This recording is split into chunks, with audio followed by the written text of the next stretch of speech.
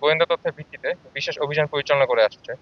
সুন্দরবনের নদী ও খালগুলোতে যৌথ বাহিনী কর্তৃক নৌটহল এবং উপকূলীয় এলাকায় স্থলটহল জোরদার করা হয়েছে।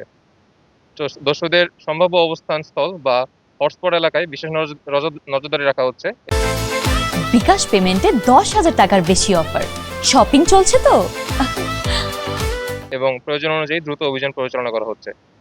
এছাড়া স্থানীয় জেলে ও বনজীবীদের সাথে নিয়মিত যোগাযোগ রক্ষা করা হচ্ছে, যাতে তারা যে কোনো তথ্য কোস্টগার্ডকে দ্রুততার সহিত দিতে পারে। এবং জনগণের সহায়তায় 16111 এই হটলাইনে প্রাপ্ত তথ্যের ভিত্তিতে তাৎক্ষণিক ব্যবস্থা গ্রহণ করা হচ্ছে। আমরা বিশ্বাস করি এসব সমন্বিত কার্যক্রমের মাধ্যমে সুন্দরবনে জলদস্যুদের কার্যক্রম নিয়ন্ত্রণ ও নির্মূল করা সম্ভব হবে।